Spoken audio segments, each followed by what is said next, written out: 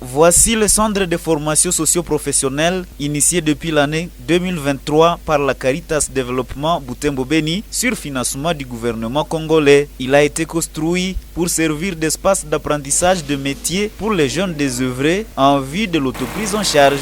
Depuis son implantation, des jeunes ont été formés sur divers métiers. Ce jour, des avancées significatives sont allouées dans la réalisation de différentes œuvres produites par les formés. C'est à l'exemple de ces habits, ceintures et des sandales étalés dans cette salle d'exposition.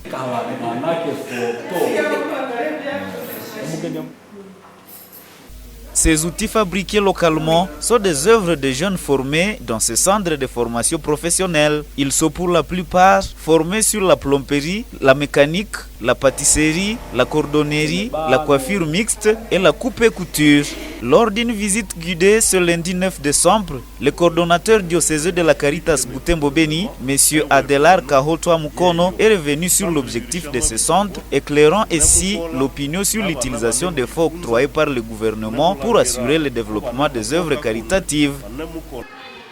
Par rapport à notre auditoire ou à nos téléspectateurs, à nos auditeurs, c'est la raison même pour laquelle nous sommes au centre ici. C'est à la suite du communiqué de la Sengo qui a donné la réponse la plus appropriée par rapport à tout ce qui avait été dit par le vice-premier ministre du Transport. Et c'est à la suite du communiqué de la Sengo que nous avons fait cette descente pour essayer d'étayer davantage le propos ou, disons, le communiqué qui a été fait comme droit de réponse par le secrétaire général de la Sengo.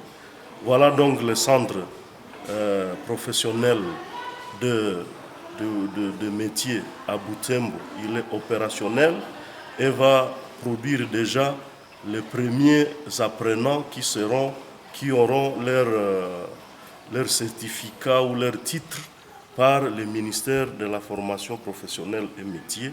Le coordonnateur de la Caritas Butembo Beni reste confiant et satisfait de l'évolution significative dans la formation des jeunes qui, aujourd'hui, sont capables d'innover dans leur vie grâce à la formation reçue dans ce centre. Depuis que le contrat a été signé, gouvernement Sengo, en 2022, nous avons reçu des tranches parce que la convention prévoyait le décaissement par le gouvernement de $300 000 par trimestre sur une période d'une année pilote.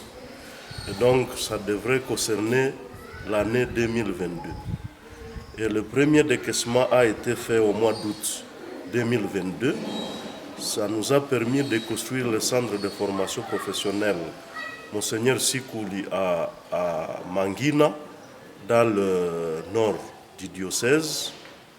La deuxième tranche nous a permis de construire le deuxième centre de formation professionnelle au centre du diocèse à Butembo, qui est le siège épiscopal.